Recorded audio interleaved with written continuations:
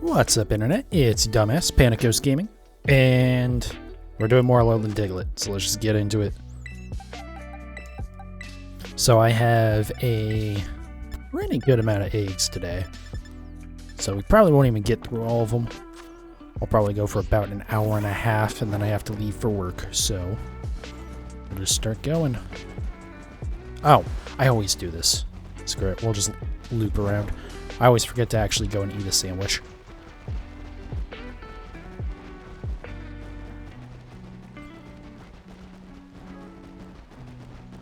So the new...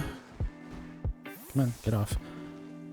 The new raid event started. It's nothing like a Mightiest Mark or anything. It's more prep for Mewtwo. I think it's mainly it gives you supporter Pokemon. I didn't actually check to see. I probably should do that. Like, what rewards do you get out of this? Raid battle event. Okay, so some of them give... Okay, there's Blissey still, so you get a lot of XP candies and stuff, but a lot of Terra Shards. There's also Hatterene and Grimmsnarl, which don't seem to be anything too crazy for items, so I'm gonna have to assume that those are like... They think the people are gonna actually use them for the event.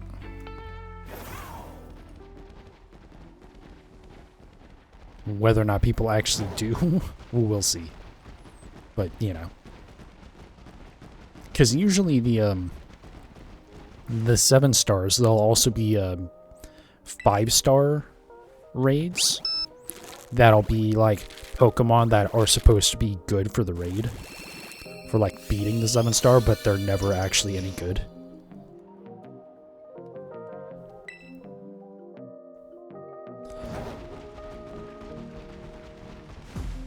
Also, I still feel like it would probably be better just to use the free Mew that they gave out.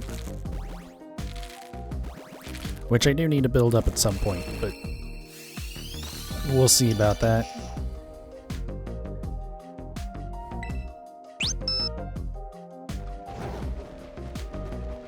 I should probably just, like, build it up and then... If it's not, like, a good build, or specifically if I have to get rid of a bunch of stats, then I can just, like... I can just use one of my other Mews. It'll be fine.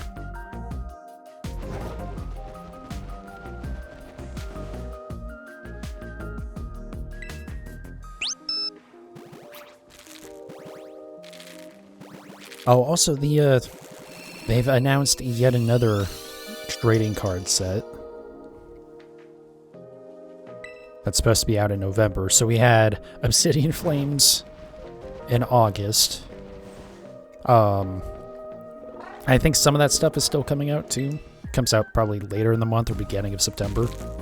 And then we have 151 at the end of September, with some stuff also coming out at the beginning of October. And then beginning of November we have another set. So yeah, that's fun.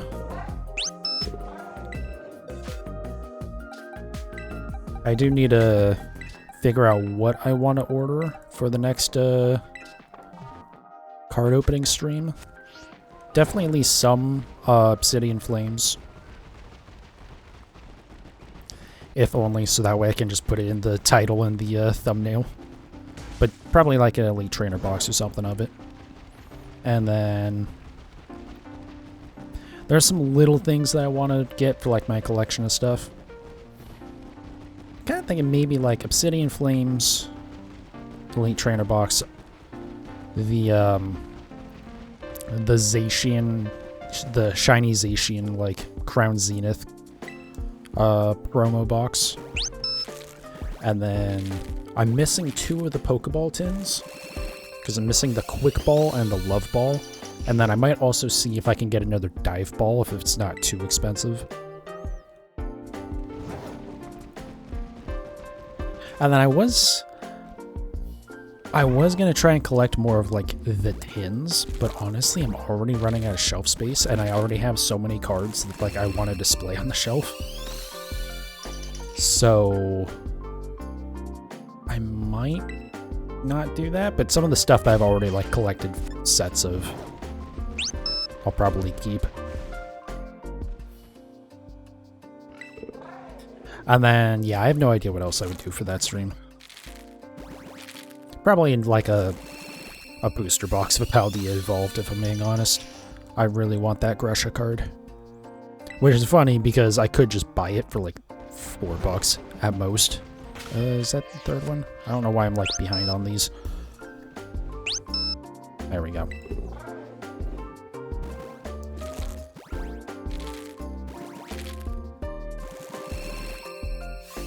But yeah, I'm gonna end up spending $110 on a box of packs to try and get one card that's worth like not even $4. Maybe not the best financial decision, to be honest. But we'll see what else we get out of it. Because there is still other stuff that I want out of that set. Specifically like Dendra.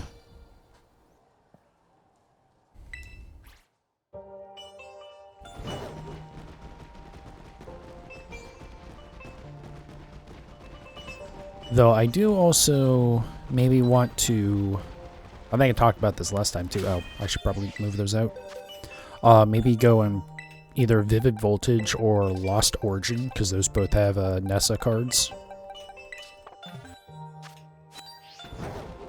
And the thing is, like, those sets, picking up boxes of them is only going to get more expensive. So...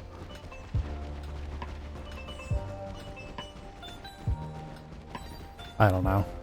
It's like, Paldean Evolved is only going to get cheaper, in the short term anyways, and then eventually they'll stop making it and it'll get more expensive, but I got a little while before that happens. Whereas Vivid Voltage was like one of the earlier Sword and Shield sets. I think it was like the 4th set for that generation. I assume it was because it's listed as SWSH04, which would be the 4th Sword and Shield set, I would assume. But also, it's a very popular set. What's up, Baines? Welcome back. Yeah, I don't know. I just need to decide. The other thing is that I, like, don't want to spend a ton of money on cards because I also have the truck project to worry about coming up. And also 151 is coming out, and I know that's going to be pretty hype. You're just going to lurk for a while? No worries, man. I appreciate you watching either way. But yeah, there's a lot of expensive shit coming up for me, so... it's like, I don't want to spend too much, but also... that trading card stream was really hype, so I definitely want to do more of them.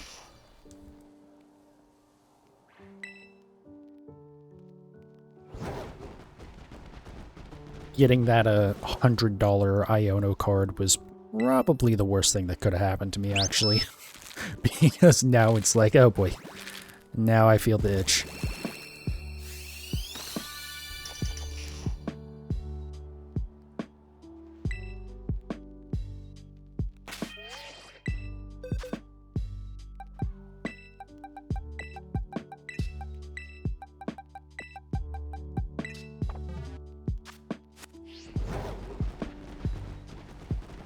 But yeah, with that truck, which I think I'm getting for free. That's how it seems to be indicated right now. But again, you know, I also thought I was getting a free box of Obsidian Flames, so what the hell do I know? I was thinking when we went and got that thing originally for my buddy, I was like, oh yeah, it's probably like, you know, one of the shitty inline 4 engines that like no one cares about. I'm like looking up parts for it just in case, you know, just like, yeah, I should probably try and get it running again at least if I'm gonna take it, or get it running better. It does run, just not terribly well, and like there's no parts for the inline 4 engines, or at least I'm sure I can find stuff for it, but like my usual go-to options didn't make anything for it. And I was like, hey, send me a picture of the VIN. Because, you know, I just want to make sure. Again, still thinking it, because there was 2 inline 4 options for that. There was a 1.9 liter and a 2 liter. Which is very weird. They had 2 very similar motors. I was like, okay, there's no way in hell I would ever be able to tell the difference between these 2, so I'll just run the VIN. And that'll tell me what it should have. It turns out it does have the V6, so that makes it even better, because I don't even have to, well, the V6, it's still an 84, right? It's still from 1984, so it's still not very good, but there are actually parts for it, at least. And it's enough that, like, I'm perfectly fine spending some money to make that motor run better. Instead of just like, I'll just run the motor until it blows up and then put a V8 in it or something. Like, for now, I would rather keep the V6. Just because it's a lot less work.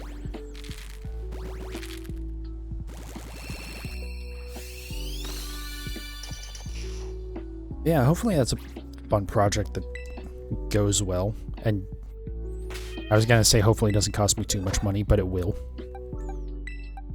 Because I already have way too many stupid ideas for what I want to do with that thing.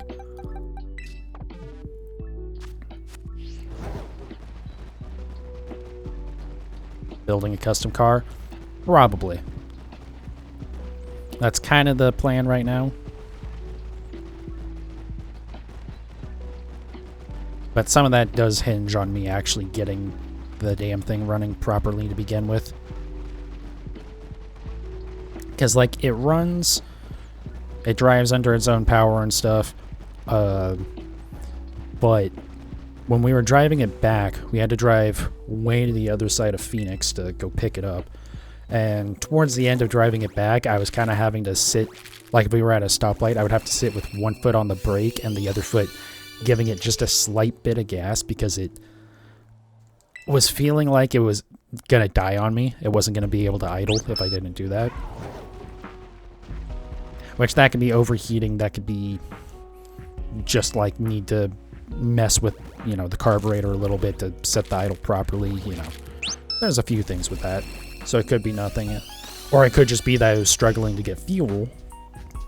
Because that was the main thing. It actually took us a little bit to get it going just because the old varnished ass fuel that was in it was just like, it took a minute to actually get fresh fuel to the carb.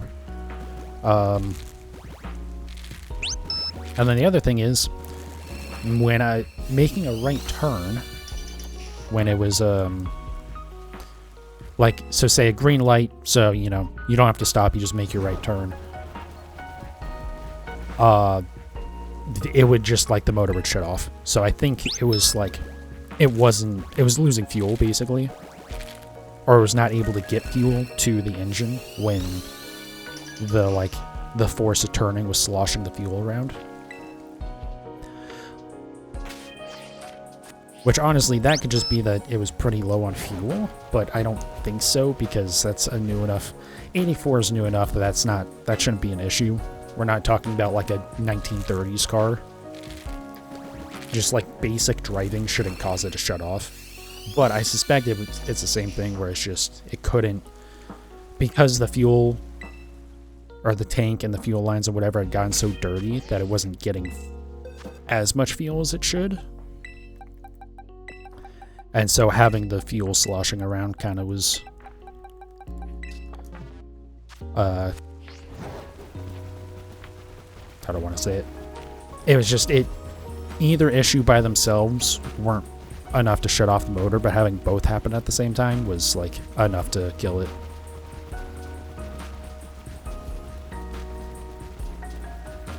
But that should be fairly easy to fix. If I'm correct, that's what the problem is. Because I'll just run some fuel system cleaner through it, and then change out filters, all that stuff, do a bunch of just basic maintenance on it. And hopefully, that'll deal with all the main problems. And then other stuff I can start picking at over time.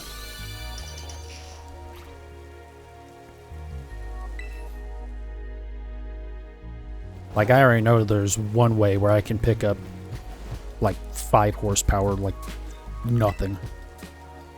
Because, it's an old enough motor that it still has a fan that's mounted to the crankshaft. So it spins with the motor, right? It's literally part of the motor. And cars don't do that anymore. One, because they just have an electric fan that's like directly attached to the radiator, and that lets them turn it off when it's too cold, and it doesn't need to have that fan running. Since you don't want the actual engine getting too cold, that actually does hurt performance a little bit. That's why you'll see like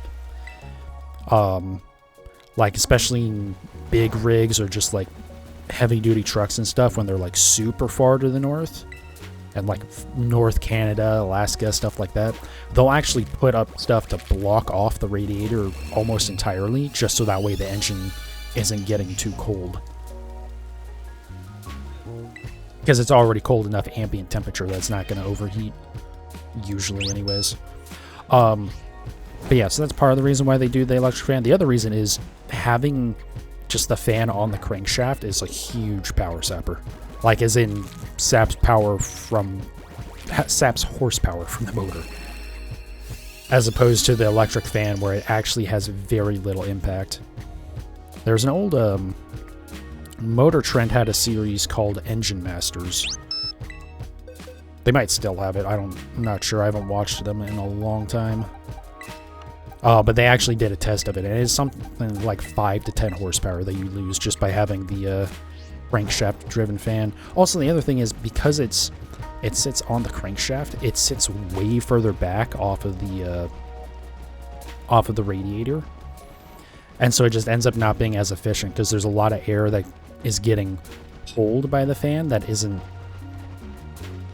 actually passing through the radiator. It's just pulling from like the rest of the engine bay. So by having the electric fan like on the radiator and then having a shroud, it can be a lot more efficient. So that's like a change that I can make pretty quick, and that right there gets me a tiny bit more power.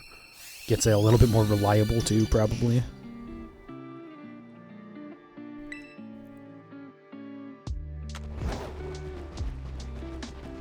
How old am I? 27? 28? Something like that? I don't know. After like 22, I just stopped caring.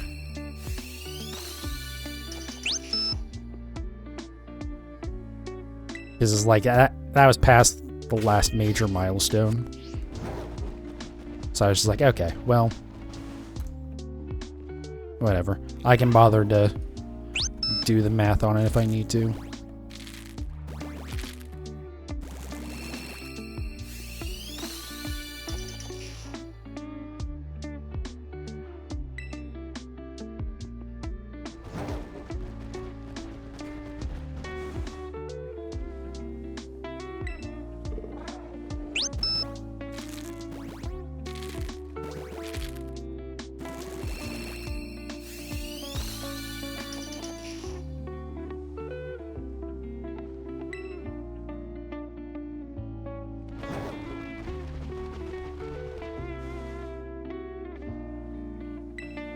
Alright, the last one of the set.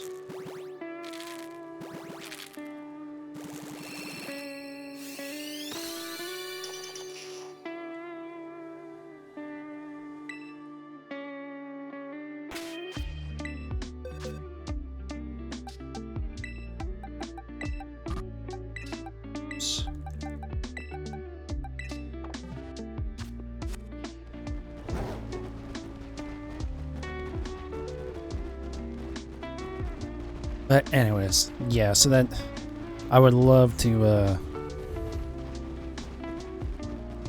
just start being really stupid about buying Pokemon cards, but that's not gonna, since I have other expenses, I can't be too crazy about it. Wasn't the main point of all that story anyways. But I do want to do something before 151. And then probably from there, I'll just start buying cards every time there's a new set.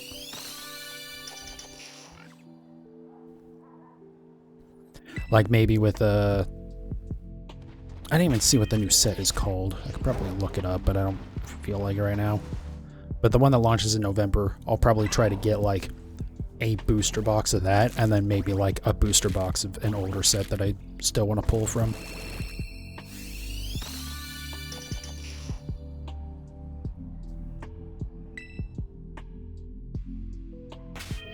God, I've been terrible about the counter today. I feel like the last couple of times, I've been pretty good about it. But today I've just been like constantly forgetting.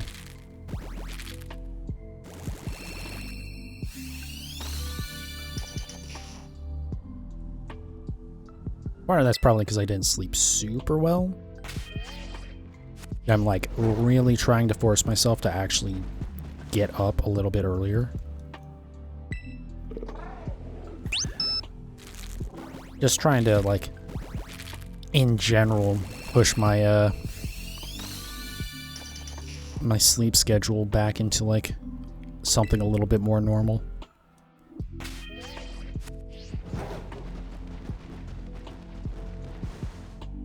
But I did actually get up when my alarm went off today.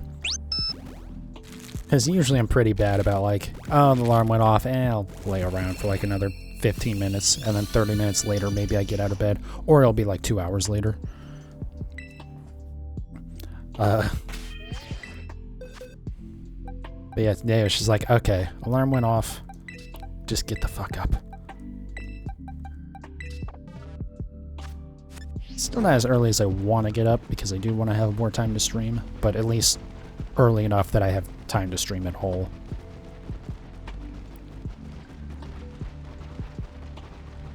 Spending money on cards, feel the pain. In the end, they're all the same. It comes down to collecting, buying. Yeah.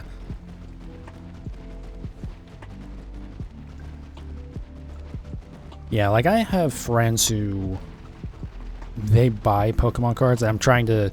One of them is already like... wants me to buy a couple boxes for him, I guess. Or I offered to buy a couple boxes for him, as long as he pays me back for 151. And, but the thing is, like, they don't actually collect them. They buy them just to try and flip the cards, for the most part.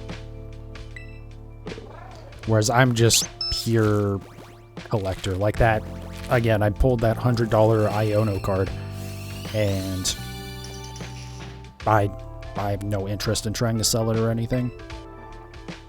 If I were to pull another, maybe I'll try and sell it. But even then, that's like... Years and years and years ago, I sold some old, like, Yu-Gi-Oh! And Magic the Gathering cards on,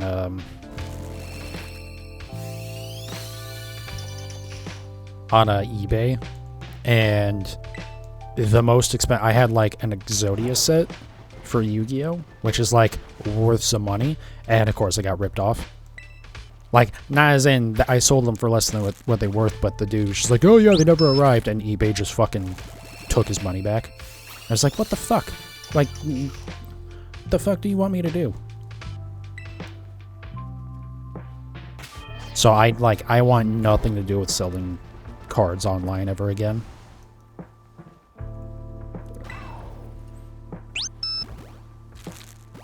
Because there was literally nothing I could have done to not have gotten scammed in that situation. I was just like, okay, fuck this. We're not ever doing this again.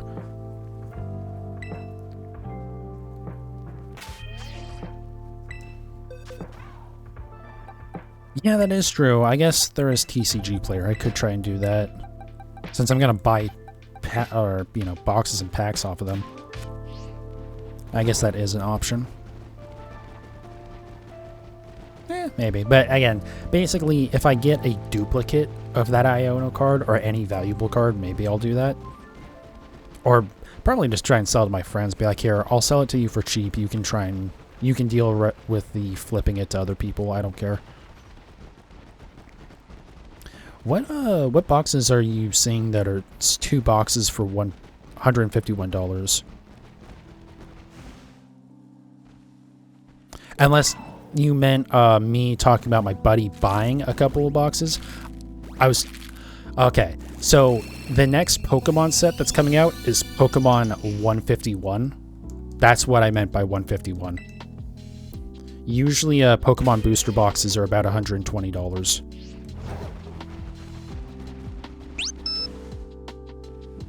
Sorry, that's my bad. I was not making that very clear. But that's the thing with 151. They're not actually selling booster boxes for that one, for whatever reason. So there's like some other options for like buying cards in bulk for it, but they're all expensive. Just don't know anything about Pokemon cards. No worries. So yeah, the boxes he's going to buy for me are $50 a piece. And they're like, they only have like 9 packs of them because they're called Elite Trainer boxes. So they have some other miscellaneous stuff in there. I think it's similar to like, I forget what they're called because I used to also get Magic the Gathering cards a long time ago, like probably almost 2 decades ago at this point. Not that long. Nowhere near that long. I wasn't playing Magic the Gathering when I was 7, but the point is, it's been a long time. But I know they have a similar kind of thing where it's like you get, you know, a bunch of packs, you get a bunch of land or energy cards, and you get some of like the peripheral stuff that you need, like the damage dice and stuff like that. So it's those are like kind of the best option. That, or there's like a stupid expensive box they have for them. For 151, that is.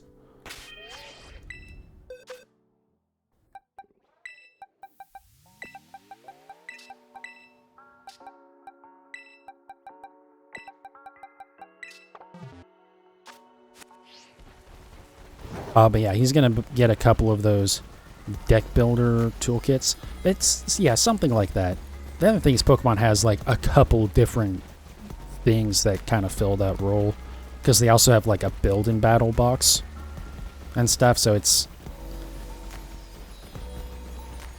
weird. It's kind of a mess. But yeah, basically it's a box that's not just packs of cards. As opposed to like a booster box, which is literally just packs, right? But yeah, there won't be booster boxes for 151, and so the prices and everything else has also gone way up because the just people are expecting it to be a very hype set.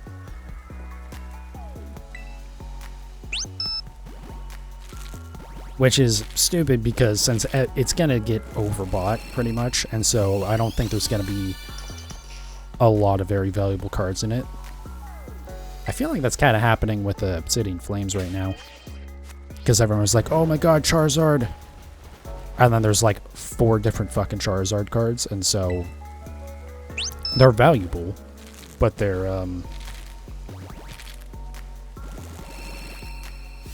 it just, I don't know. It seems like the top card is not really worth what it probably should be. Or what it normally would be. Toolkit is packs with lands and a spin down D20. Yeah, so yeah. That's basically the same thing as the Elite Trainer boxes.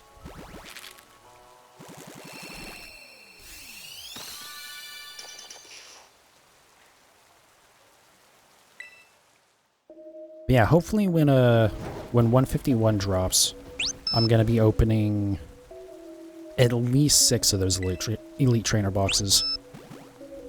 Or I'll say at least 4. Because my buddy's already gonna buy a couple, and he doesn't care about the bulk stuff or if I open them on stream or anything, so he's cool with that. And then I'm gonna buy some of my own. I had said that I wanted to try and get enough of us like buying those boxes that I can just buy a case, which is 10 of the Elite Trainer boxes.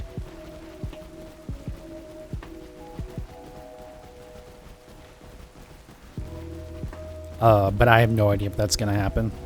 And the other thing is, even if I did I have a feeling a lot of those I wouldn't be opening on stream.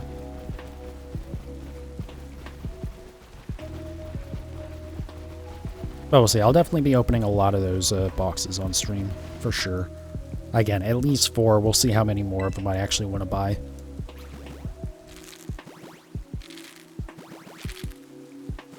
We have other packs that are pre-made decks for different game types and draft set. Yeah, I know there's a lot of like cool ways to play Magic.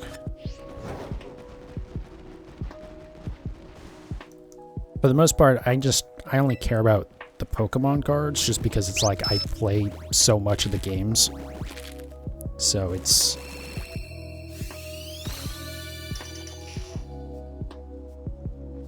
I don't know. It's just like I actually like know what's going on with it.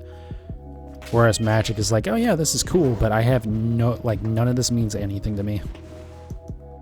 And I don't care about actually playing the games at all. Again, I literally just collect the cards.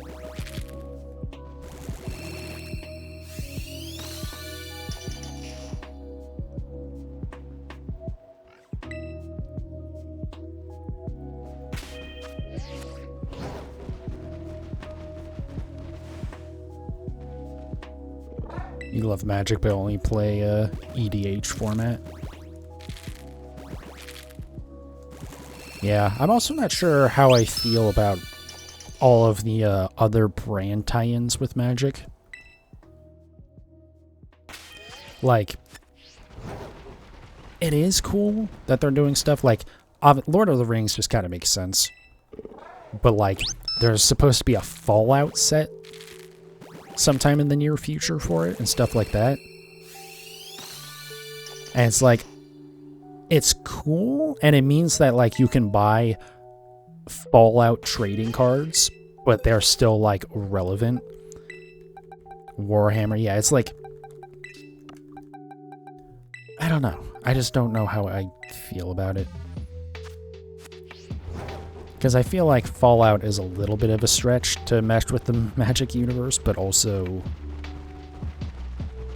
you know, it's not like they can create a Fallout trading card game. It would be pointless and the cards would be worth nothing, right?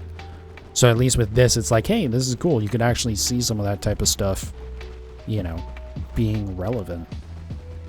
I need to remember to buy another sandwich here. Yeah.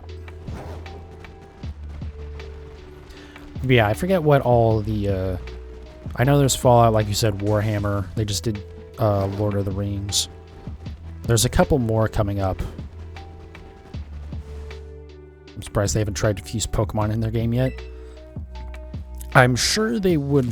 I'm sure they've probably reached out just because it's Wizards of the Coast and they have no shame.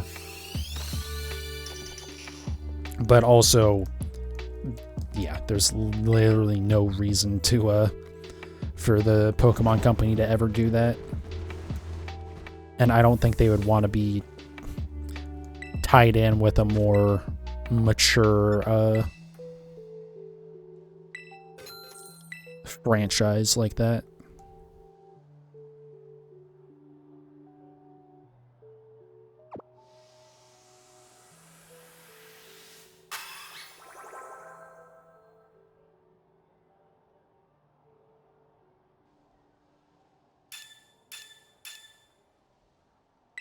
It's still wild to me that someone paid $2.3 million for that one ring card.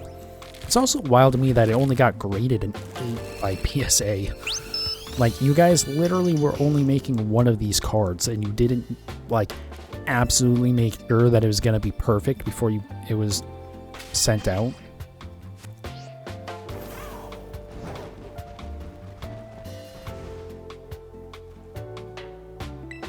But I guess the grading doesn't really matter because there is literally only one of them.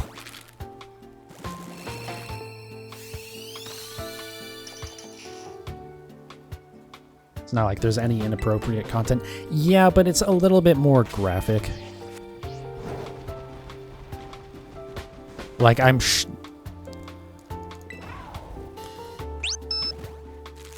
sure it's above the threshold of what the Pokemon Company would ever be comfortable with. And Honestly, I doubt it'd actually do much to boost sales, being that both Magic and Pokemon are doing insanely well in terms of sales. I can't imagine how much money Wizards of the Coast made off of the Lord of the Rings tie-in. Just because so many people pre-ordered like huge numbers of boxes for that set, just to have the card get pulled in the first day.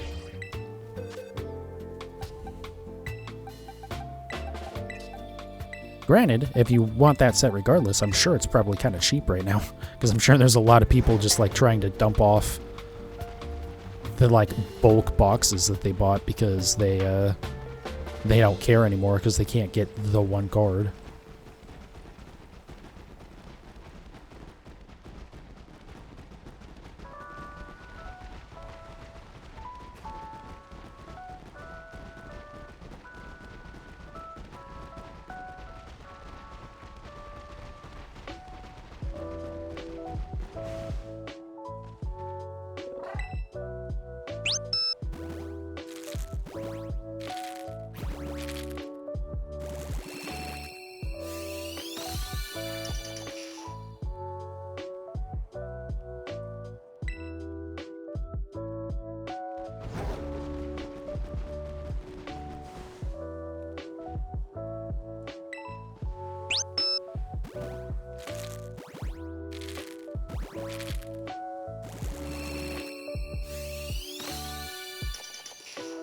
But yeah, I can't wait to see what, let me look up what the name of the damn set is.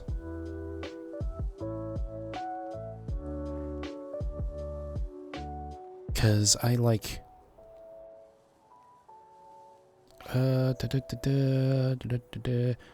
Oh, Paradox Rift. Right, because it's like focusing on the Paradox Pokemon. Really stupid how much people spend on the cards, like before March of the Machines. Free listing booster boxes in the $200 range.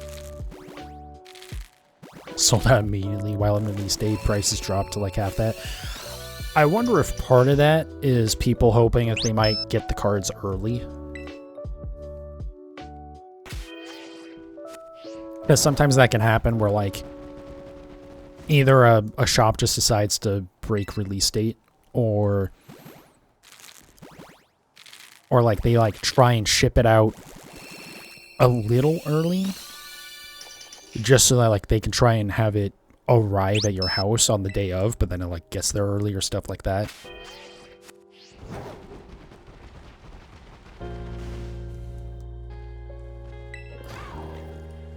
But yeah, that's part of why I'm like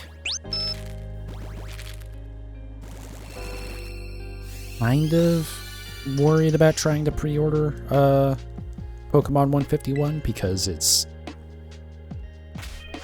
like people are really excited for it, and so the prices are kind of high.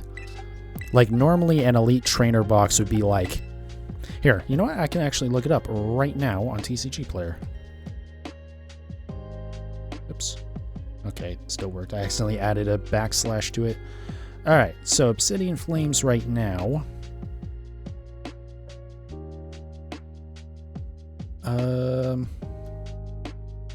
Elite Trainer box, okay. How about we just do price high to low? That should give me an idea. So an Obsidian Flames Elite Trainer box right now, and that just came out, is $43 on TCG Player, whereas 151 is actually like $53, to give you an idea.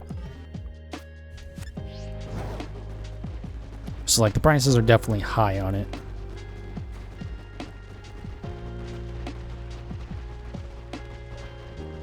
Not when purchasing is selling individual.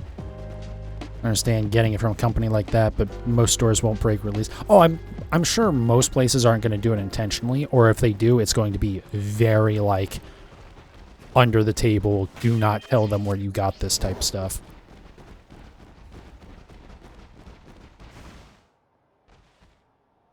Or it's, you know, it's also some of that is like people buying up pack or boxes some of which they're going to sell as a distributor, but also they're going to open some of their own so that way they have some stock to start selling cards on release day, right?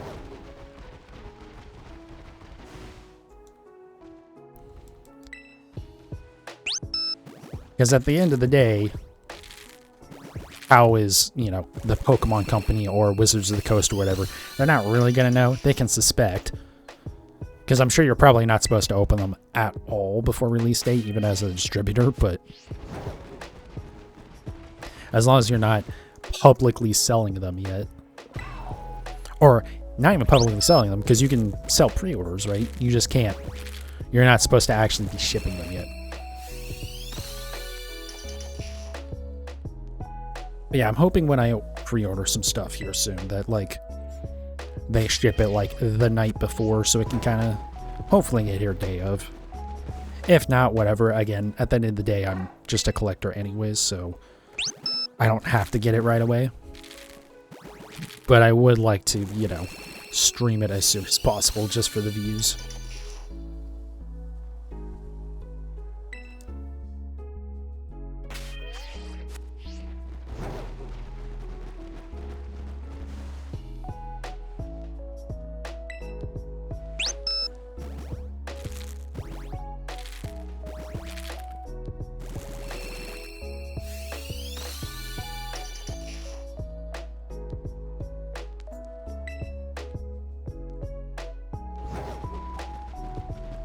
Oh, would help if I swap out.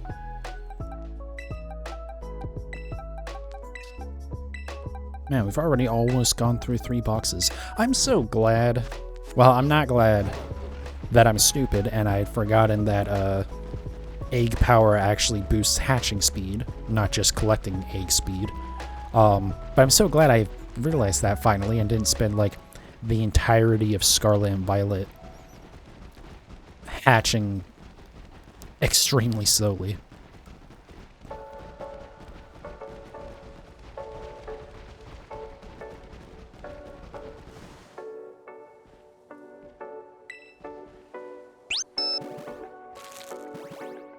And yeah, speaking of that, the video that I've been talking about for like 3 months now, about like doing the comparison between breeding in Gen 9 versus Gen 8, I think Monday or Tuesday I'm not going to stream.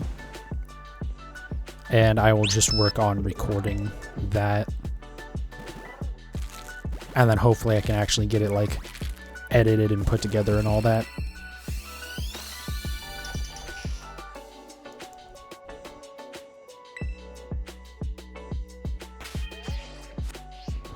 Because even if it's taken me way too long to put that video out,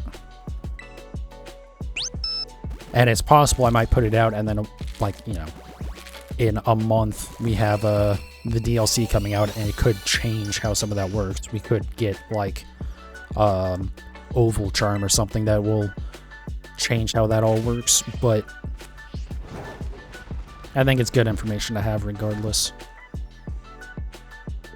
Because I, like, now that I've, like, done all the testing stuff, I'm not really sure why people got the idea that somehow Scarlet and Violet are faster for breeding. Because it literally, like, it's not just a feeling thing. Like, I've always felt like it was slower, which also makes it confusing why some people thought it was faster, but, like, the numbers literally don't add up. And there's people who are like, yeah, you can go and test it.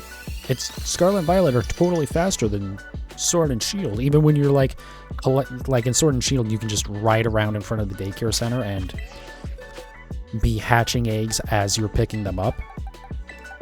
And there's people adamant. It's like, yeah, just go and test it. You'll see for yourself. It's totally faster than Scarlet and Violet. It's like, okay, I did literally do that, and it's not. So what's going on here, guys? Because, you know, no one would ever go on the internet and just lie, right?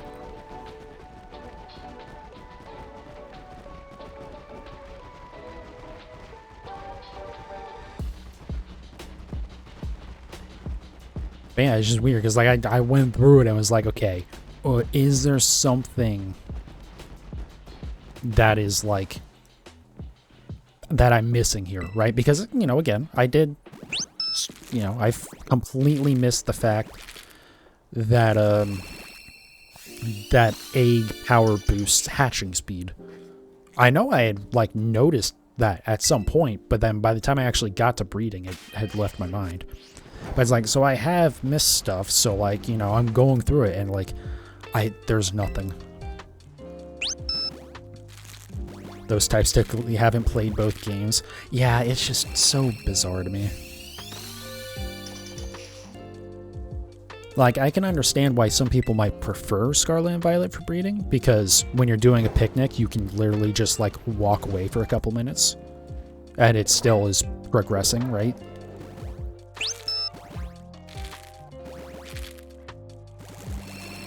But it's saying that it's faster when it's literally not.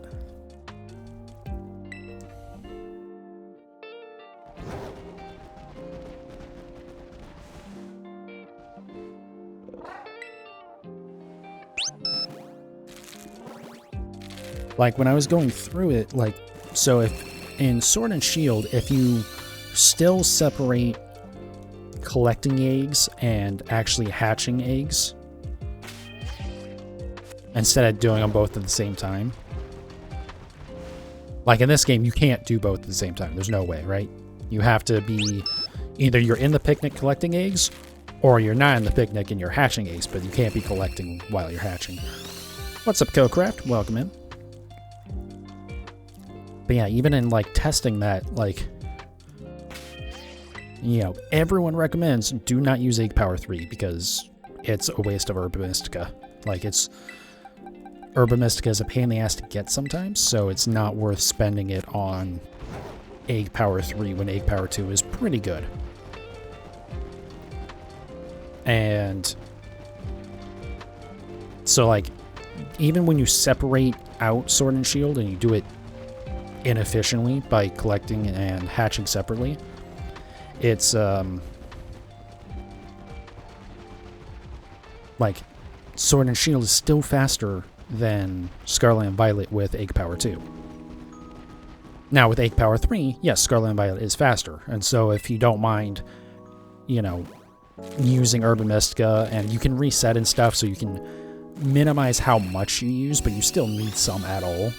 And if at any point there's a Pokemon that you want to keep, then you have to save and your Herba Mystica is gone. So it's like,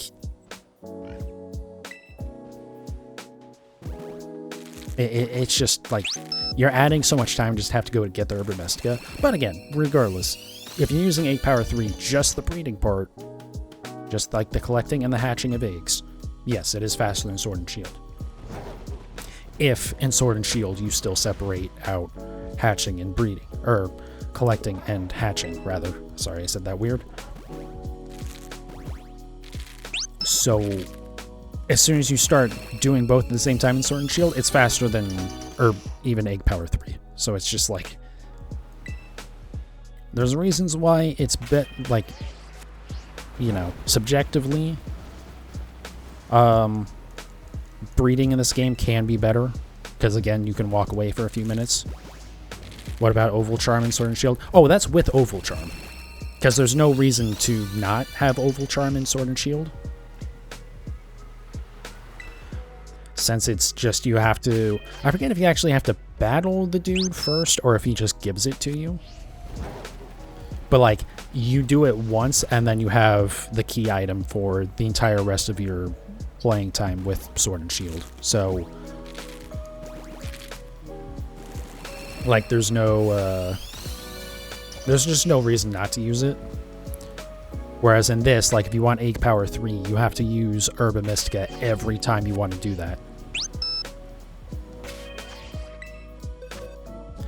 But, and I did mention this a little bit earlier, like, with the DLC coming out, oops, forgot to put one in more eggs, they could introduce, or reintroduce the Oval Charm into this game.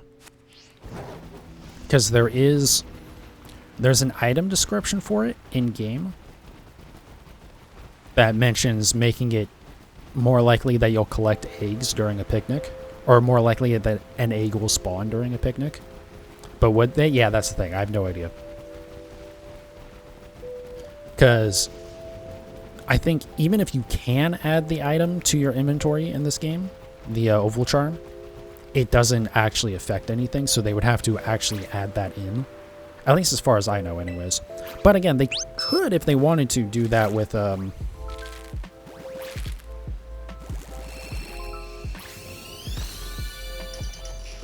if they wanted to add in DLC, because they did that with... whatchamacallit? Was it the... They added, like, the EXP charm and the Mark charm in Isle of Armor. Or Mark charm might have been Crown Tundra, I forget. But yeah, like, those were added in DLC. So they could do that again to encourage people to do it. And maybe they thought that, you know, maybe they decide that breeding is a little bit too slow for where they want it to be in this game. So they introduce it just to speed things up.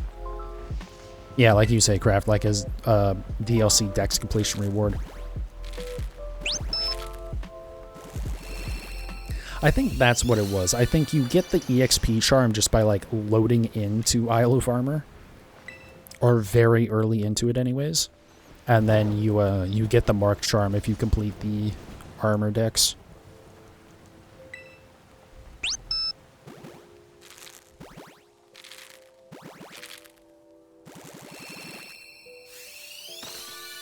Or they would just give Mark or EXP charm.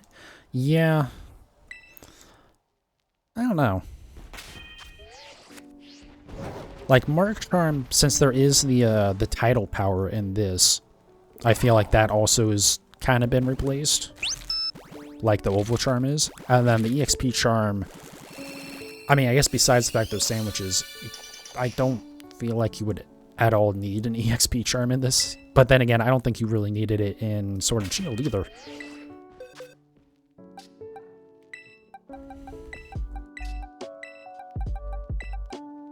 So we'll see. We'll see what they do with the first DLC and the second DLC. They could decide just to do it in Indigo Disc instead of a Teal Mask. I think that's the name of it.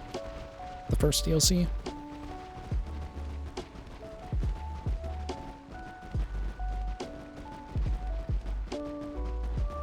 Yeah, who knows. Well, it is for right now. It's just faster to breed in Sword and Shield.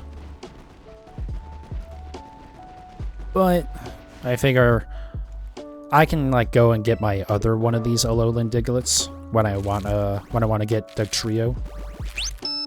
I can do that in Sword and Shield. I can just get this one here. Plus, there, I mean, you know, like Alolan Grimer and Muck, or the starters for Gen 9, like, you know, there's plenty of stuff they have to breed in this game anyways, so since I don't have a choice in the matter, I might as well just do what I can, since this is the newest game. First one is Teal Mask, okay. I knew it was something Mask.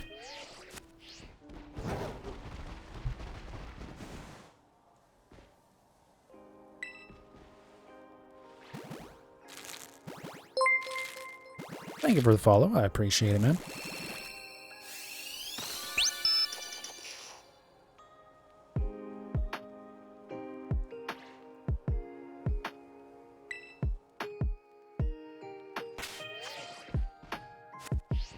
Yeah, welcome to the Poke Cult.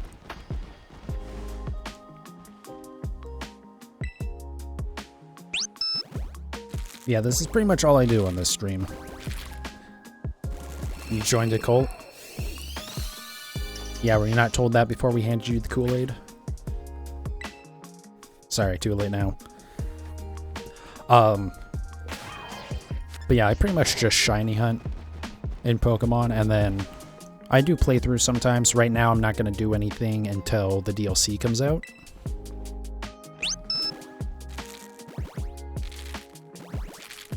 Just because I don't want to start a playthrough and then have to pause it because there's, like, something else to do.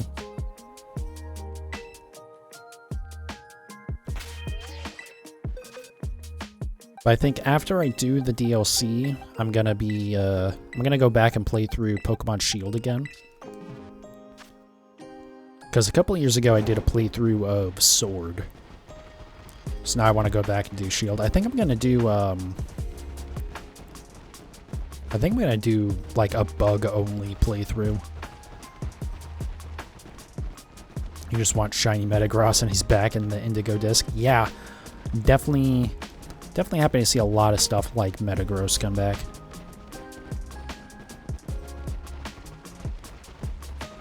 And from what I can tell, there's only a few Pokemon after the 2 DLC are out, if the data mines are correct anyways, that will not be available in any Switch title yet. Like, it's pretty much like the elemental monkeys from Gen 5. And like Furfrou, and there's like a couple others. I think it's like all Gen 5 besides Furfrou, so it seems kinda like they're indicating there's gonna be some sort of Gen 5 either remake or a Legends type game or something like that.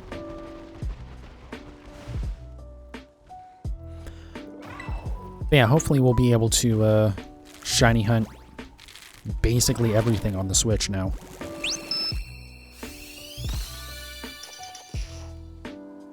He's gonna look so cool. Oh yeah, because they added, now that there's like actually textures to like the Pokemon like skin, I guess. I don't know. Their fur or whatever. But like stuff like, you know, like metallic stuff is actually kind of reflective. So yeah, Metagross is actually, it's probably going to be really sick looking. Did they ever confirm Mimikyu is a Clefairy that didn't get enough love in the lore? I have no idea. I've never heard about that.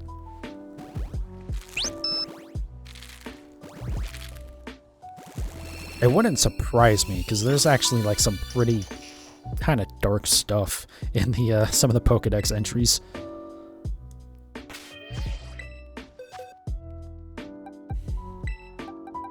Like how Drifloon and Drifblim abduct children, which is like, okay, settle down there, Game Freak.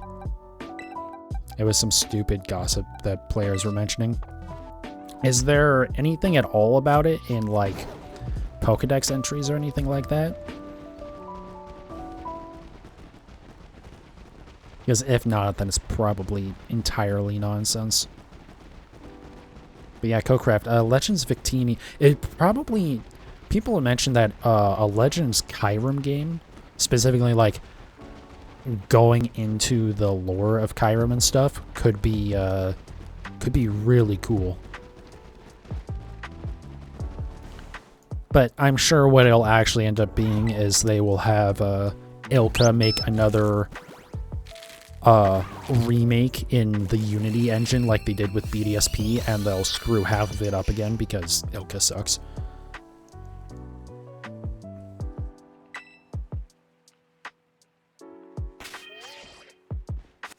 Mentions mimicking Pikachu because it wasn't as well received. Okay, yeah, like I know it's obviously supposed to be a Pikachu, but... Alright, you know, it's supposed to be mimicking a Pikachu. If Ilka makes another game, I'll just perish. Yeah, I'm not gonna be happy. I mean, they could prove us wrong and actually, like, make it good this time.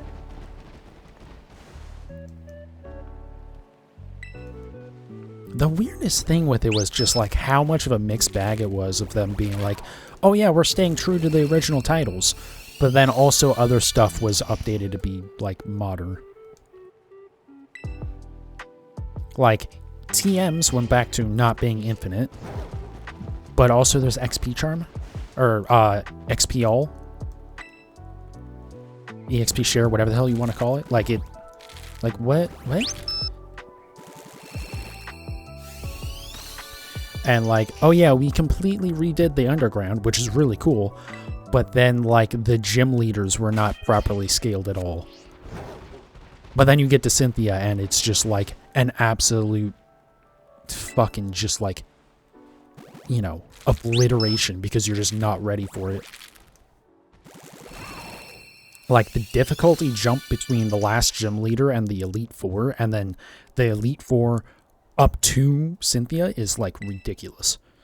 Like, it's awesome they made Cynthia really difficult, but like, make the whole game scale properly, guys. Jesus. What about Let's Go Johto? I would definitely be interested in Let's Go Johto. I have a feeling with the success of Legends Arceus that they won't do another Let's Go game.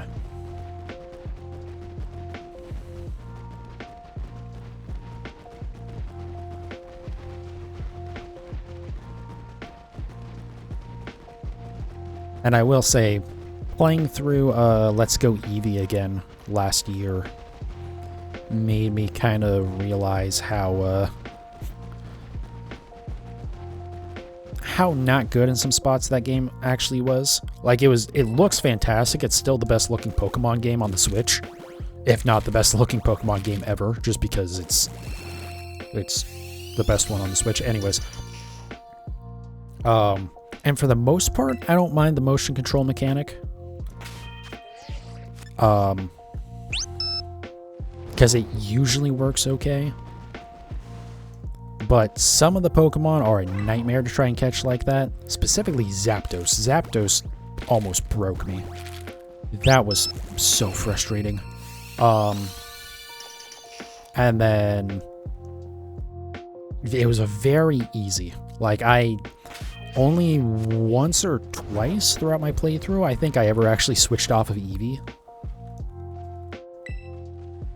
Which that can be easily addressed by just like not giving the starter Pokemon completely busted moves and completely busted stats, but yeah, I don't know. Like, I would definitely be interested in playing another Let's Go. Or a Let's Go Johto, anyways.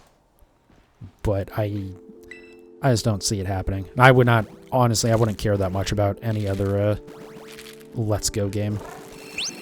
But since I'm a Gen 2 kid, it would be really cool to see Johto in, like, the 3D art style.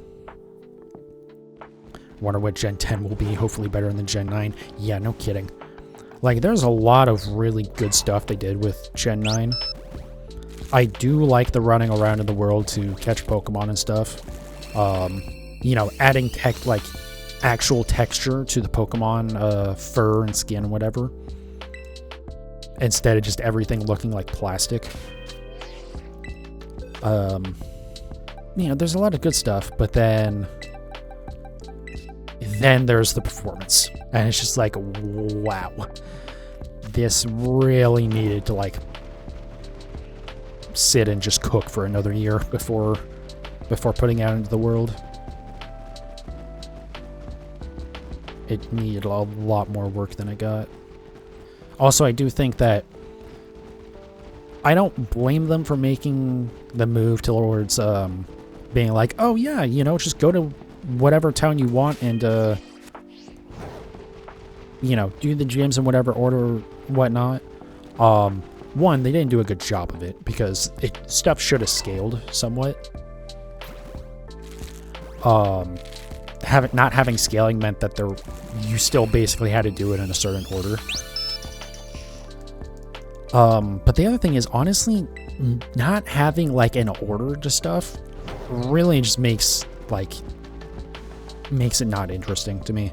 I think actually having like a path, like a planned progression, and having, you know, story stuff happen in between like gyms and whatnot is the way to do it.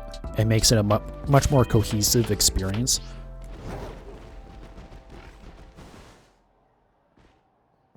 Like, you can still keep the open world and stuff, and even say, hey, you can go to whatever town you want, but you need to do the gyms and the story beats and stuff in a certain order to actually progress. So that way there's, like, actual progression instead of just being like, yeah, just go do a whole bunch of these miscellaneous tasks.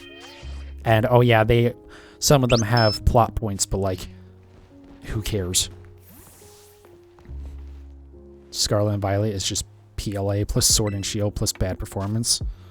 I mean, yeah, but I feel like that's not saying much, because that's kind of what, you know, we wanted. Improve upon Sword and Shield using the PLA mechanics. But yeah, the performance is like bad. There's no way to get around that. And it got even more embarrassing when not Breath of the Wild, Tears of the Kingdom came out. And like, you know, Tears of the Kingdom struggles in a couple of spots as well, because it's still the Nintendo Switch.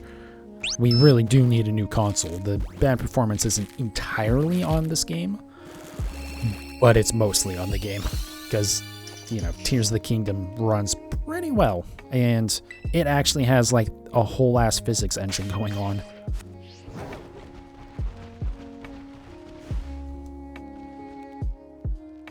But there are a lot of rumors that we'll get a new console in 2024.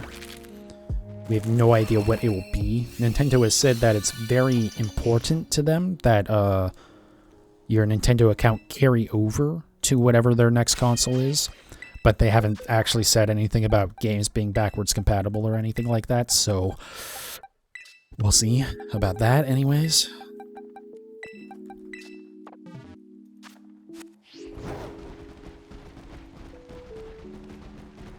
But yeah, we're definitely due for a new Switch.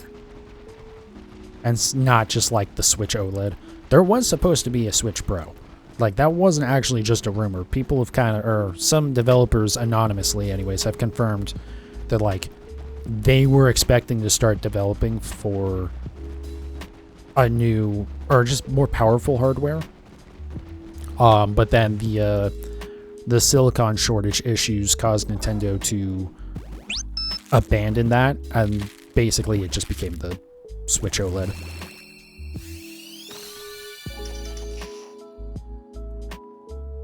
You're on Bulbapedia. Seems like it was just speculation, nothing concise. Yeah, and that's a lot of Pokemon stuff. Just people come up with their fan theories, because like, oh yeah, look, this adds up. And it's like, yeah, does it though?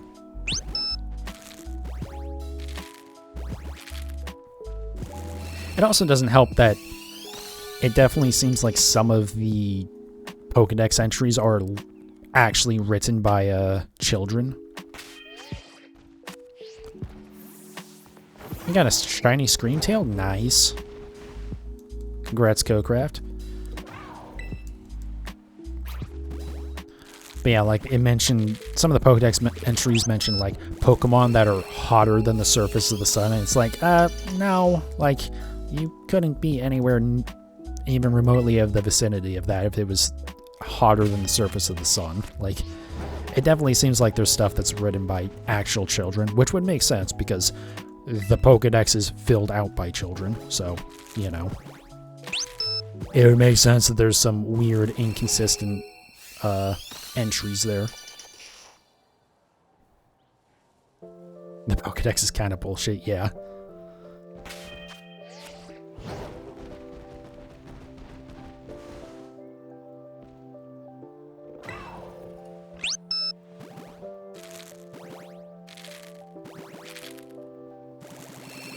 But yeah, I do really hope there's new hardware next year. And that, previous, or like, just Switch titles in general will be compatible with it. Because just playing this game with a consistent frame rate would be so nice. Like, it doesn't solve the issue, well, it might not solve the issues with the raids being kind of busted sometimes, but just being able to play this game and not constantly have it just slow to a crawl because, oh no, there's water somewhere on the screen, so the Switch can't handle rendering that. Like, that by itself would push this game to being... I mean, there's a lot of argument that you could say that this would be one of the best Pokemon games they've ever made if it ran properly, right? So if it puts on hardware that lets it run properly, then that might be a fair argument. It really, I don't think it is, because this is the hardware it came out on and it struggles to run on it, but anyways, I don't know. I'm huffing deep on the hopium right now that Nintendo will get its shit together. I do also really hope that if there is a new Switch, they keep it as a hybrid handheld and console. I will fully admit that I was one of the people that thought that was a really stupid idea when it was announced. And I was like, why would you want that? It's not going to be comfortable to play as a handheld, and it's going to underperform as a console. But like, it's Nintendo, so they can get away from underperformance, and actually as a handheld, it's not too bad. And the convenience of being like, oh, hey, I'm going to go like on a trip or something, yoink, and just take your Switch with you, and you have all of your Switch games and stuff, and there's not like, you know, you're not dealing with cloud gaming or any of that shit.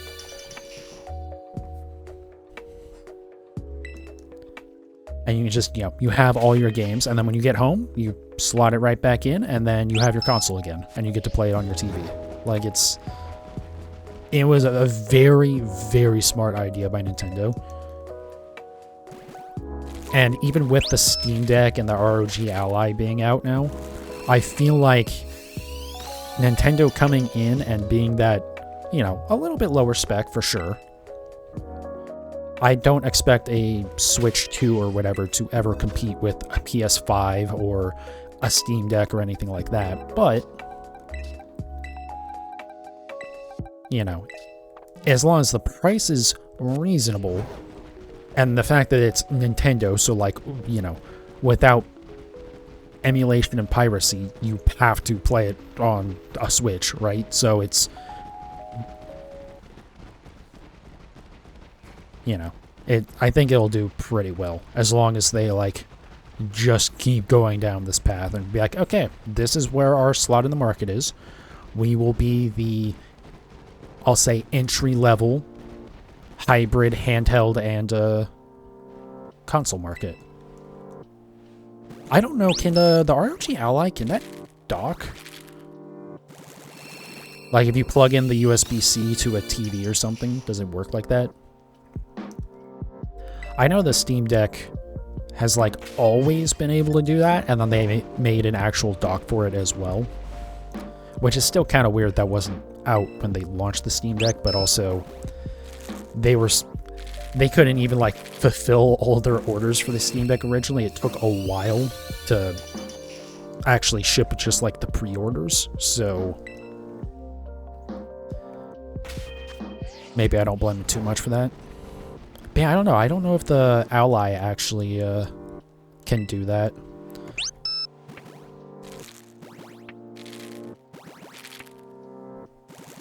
So the next Switch is going to be PS4 Pro and Xbox One S level. That I don't know.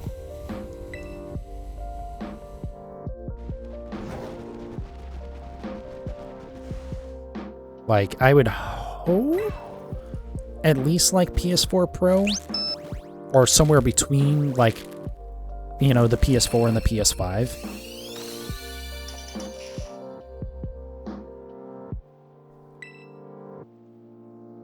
But I don't know, because they're always gonna, if they go the hybrid route, then they're always gonna be constrained to a certain amount of size, right? So, like, it's not gonna be as powerful as a PS5. There's just no way around that. I mean, it has been a few years, but I'd be extremely surprised if it was as powerful as the other consoles currently are. But the problem with the Steam Deck is can't dock and play without getting control. Oh, that's right. Yeah, you would need a separate controller. That is a interesting thing. Yeah, I forgot about that. But yeah, the thing about the Switch is, came out in 2017. The hardware it uses is NVIDIA Tegra hardware from 2015, which was intended for tablets. And also, that doesn't even run at full speed. So we're going to have had 7 years of hardware improvements, plus the fact that the hardware is already 2 years old, so almost a decade of improvement on the hardware. And hopefully this time they'll like actually run it at full speed, at least in dock mode. I understand not running at full speed in handheld, even though I would prefer they would just make it that like you can select a performance mode, but it's Nintendo. I don't think they'll do that. I think they'll be more concerned about having a cohesive experience than being like, oh yeah, you can have performance or eco mode or whatever. But, you know, they could also prove me wrong. I don't know. They do have competition in the space now, right? Even if they're not necessarily at the same price point, you know, they do have to at least well, they should at least somewhat consider what, like, Valve and Asus and the other Steam Deck clones and such are doing now. They should consider that. It's also Nintendo, and, you know, besides just being Nintendo, Japanese companies kind of can be, we'll say, not always willing to consider a different path. I'm trying to phrase that as nicely as possible. But just the Japanese market can be a very different beast than, you know, North America or Europe or stuff like that.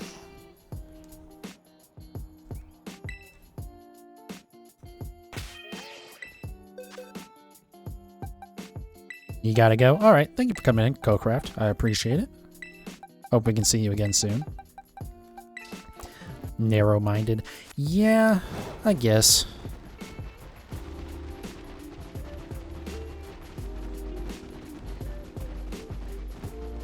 I think the way I kind of want to say is they're very conservative, not necessarily like politically, although a lot of times they are, but like just in that like, there's very much like this is what we think is going to work, we're not going to, I guess you're exactly right, narrow-minded, now that I'm like saying it out loud, but yeah, it's just, I don't know. But again, maybe not, you know. That's just kind of how companies have been in the past, and I would hope Nintendo as a whole has enough voices of reason to be like, hey, we don't necessarily have to do these things, we just have to think about them. Like, again, with like a performance mode option for when you're in handheld mode, where it's like, hey, you can sacrifice your battery life. But, you know, you have to think, right, a lot of Switch consoles are going to end up in the hands of children, like, you know, before even teens. And they may not want to deal with the headache of a parent trying to fight, you know, some parent trying to warranty their console because, oh, the battery life is completely tanked in the last month. And it's because their kid was screwing around with settings, not knowing what they're doing, and they turned it into performance mode. You know? Like that, there is a valid argument to be made there. It's like, yeah, you know, you have to consider there's going to be a younger audience for these consoles, so you just kind of have to think about that. I'm sure there's some children that also have Steam Decks and ROG Allies, but those parents are stupid. You shouldn't. If you're giving your kid, like, you know, electronics that are that nice, they should at least have some idea what they're doing with them. And you as the parent should have some idea what you're doing with them. And, you know, they should be old enough that you're not worried about them constantly breaking shit. Which is a concern, too, with the Switch as well. That's why they made the Switch Lite, or part of it, is because it's a little bit harder to break, I would assume, because you can't even, like, slide out the Joy-Cons or anything. Though that is also kind of ironic, because the since you can't remove the Joy-Cons, when you get Joy-Con drift, and you will, it's a Nintendo Switch, all the Joy-Cons get drift eventually, then it's like 1,000, not 1,000, but it's like, it's a shit ton of steps to actually get to the sensor. Like, I've replaced the joystick sensor on a Joy-Con before, and it's not too bad. It was like 20 or 30 bucks for the kit, and it came with 2 sensors and like the special tri-wing screwdriver or whatever. So like it came with everything you need to do it, and it took me like maybe 20 or 30 minutes. If that. The biggest thing was just that there's you do have to disconnect a ribbon cable, and if you're a complete idiot, you could probably tear that pretty easily, but like as long as you're paying any attention and not just yanking on it, then you'll be fine. But with the Switch Lite, woo lad, you have to disassemble basically the entire console, and that's not fun. You don't want to be doing that if you don't have to. That's probably the biggest problem or selling feature of giving kids any form of electronic. They will break it at some point. Yeah. I mean, and again, it does depend on the kid and how old they are, right? Like, by the time, we'll throw out, like, 15 as a number. By the time they're 15, if they, like, break it because they, like, just physically break it by being an idiot or something, and it's like, all right, well, fuck you. You can buy yourself a new one then. I'm not going to get you another one of those. Whereas if if they're like 5, 6, 7, I can see them not intentionally just like dropping it or whatever, and it's just like, okay, well, yeah, it's your fault, but also you are a little kid. So like, you can't exactly be mad at them for not knowing better.